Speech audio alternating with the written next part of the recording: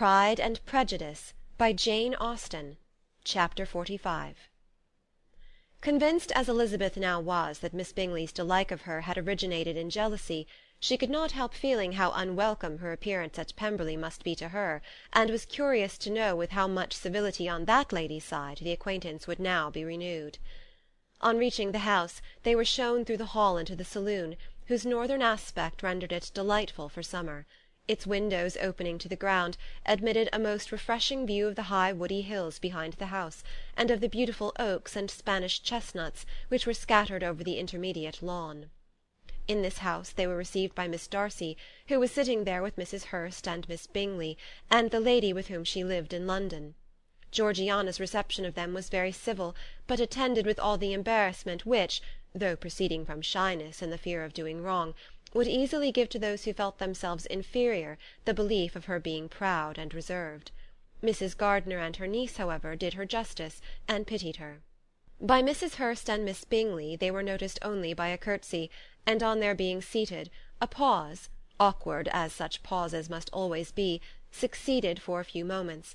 It was first broken by Mrs. Annesley, a genteel, agreeable-looking woman, whose endeavour to introduce some kind of discourse proved her to be more truly well-bred than either of the others; and between her and Mrs. Gardiner, with occasional help from Elizabeth, the conversation was carried on.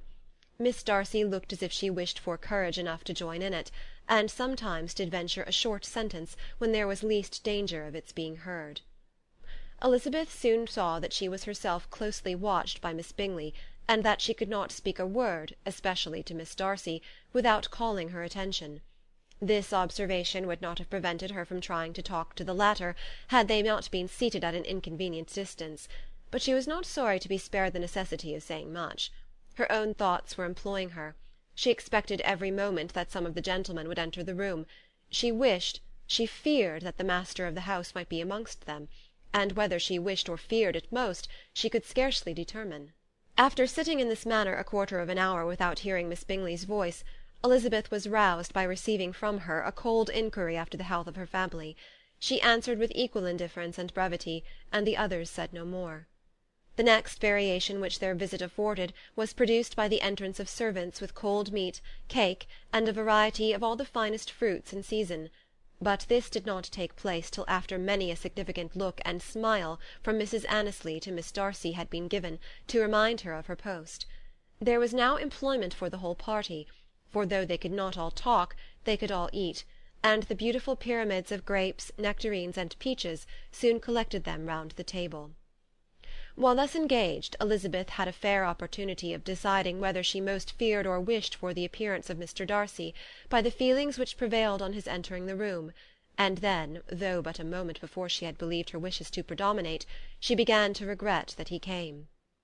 He had been some time with Mr. Gardiner, who, with 2 or 3 other gentlemen from the house, was engaged by the river, and had left him only on learning that the ladies of the family intended a visit to Georgiana that morning. No sooner did he appear than Elizabeth wisely resolved to be perfectly easy and unembarrassed, a resolution the more necessary to be made, but perhaps not the more easily kept, because she saw that the suspicions of the whole party were awakened against them, and that there was scarcely an eye which did not watch his behaviour when he first came into the room. In no countenance was attentive curiosity so strongly marked as in Miss Bingley's, in spite of the smiles which overspread her face whenever she spoke to one of its objects, for jealousy had not yet made her desperate, and her attentions to Mr. Darcy were by no means over. Miss Darcy, on her brother's entrance, exerted herself much more to talk, and Elizabeth saw that he was anxious for his sister and herself to get acquainted, and forwarded as much as possible every attempt at conversation on either side. Miss Bingley saw all this likewise, and in the imprudence of anger took the first opportunity of saying, with sneering civility, "Pray, Miss Eliza, are not the Blankshire militia removed from Meryton? They must be a great loss to your family." In Darcy's presence she dared not mention Wickham's name, but Elizabeth instantly comprehended that he was uppermost in her thoughts, and the various recollections connected with him gave her a moment's distress, but exerting herself vigorously to repel the ill-natured attack, she presently answered the question in a tolerably detached tone. While she spoke, an involuntary glance showed her Darcy, with a heightened complexion, earnestly looking at her, and his sister overcome with confusion, and unable to lift up her eyes.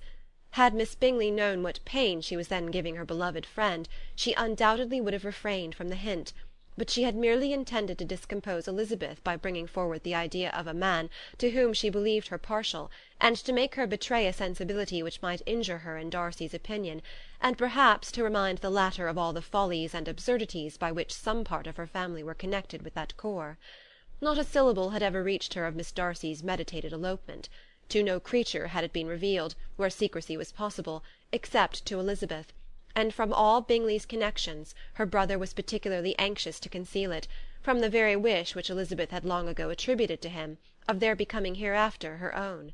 He had certainly formed such a plan, and without meaning that it should affect his endeavour to separate him from Miss Bennet, it is probable that it might add something to his lively concern for the welfare of his friend. Elizabeth's collected behaviour, however, soon quieted his emotion, and as Miss Bingley, vexed and disappointed, dared not approach nearer to Wickham, Georgiana also recovered in time, though not enough to be able to speak any more.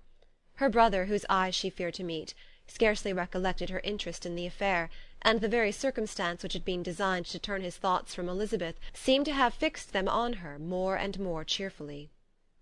Their visit did not continue long after the question and answer above mentioned, and while Mr. Darcy was attending them to their carriage, Miss Bingley was venting her feelings in criticisms on Elizabeth's person, behaviour, and dress. But Georgiana would not join her. Her brother's recommendation was enough to ensure her favour, his judgment could not err. And as he had spoken in such terms of Elizabeth as to leave Georgiana without the power of finding her otherwise than lovely and amiable. When Darcy returned to the saloon, Miss Bingley could not help repeating to him some part of what she had been saying to his sister. "How very ill Miss Eliza Bennet looks this morning, Mr. Darcy," she cried. "I never in my life saw anyone so much altered as she is since the winter. She is grown so brown and coarse. Louisa and I were agreeing that we should not have known her again." However little Mr. Darcy might have liked such an address, he contented himself with coolly replying that he perceived no other alteration than her being rather tanned, no miraculous consequence of travelling in the summer. "For my own part," she rejoined, "I must confess that I never saw any beauty in her. Her face is too thin, her complexion has no brilliancy, and her features are not at all handsome. Her nose wants character, there is nothing marked in its lines. Her teeth are tolerable, but not out of the common way. And as for her eyes, which have sometimes been called so fine, I could never see anything extraordinary in them.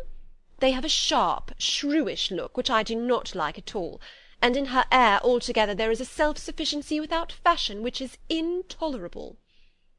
Persuaded as Miss Bingley was that Darcy admired Elizabeth, this was not the best method of recommending herself, but angry people are not always wise, and in seeing him at last look somewhat nettled, she had all the success she expected. He was resolutely silent, however, and from a determination of making him speak, she continued, "I remember, when we first knew her in Hertfordshire, how amazed we all were to find that she was a reputed beauty, and I particularly recollect your saying one night, after they had been dining at Netherfield, 'She a beauty! I should as soon call her mother a wit.' But afterwards she seemed to improve on you, and I believe you thought her rather pretty at one time." "Yes," replied Darcy, who could contain himself no longer, "but that was only when I first saw her, for it is many months since I have considered her as one of the handsomest women of my acquaintance." He then went away, and Miss Bingley was left to all the satisfaction of having forced him to say what gave no one any pain but herself. Mrs. Gardiner and Elizabeth talked of all that had occurred during their visit, as they returned, except what had particularly interested them both. The look and behaviour of everybody they had seen were discussed, except of the person who had mostly engaged their attention. They talked of his sister, his friends, his house, his fruit, of everything but himself, yet Elizabeth was longing to know what Mrs. Gardiner thought of him, and Mrs. Gardiner would have been highly gratified by her niece's beginning the subject. Chapter 45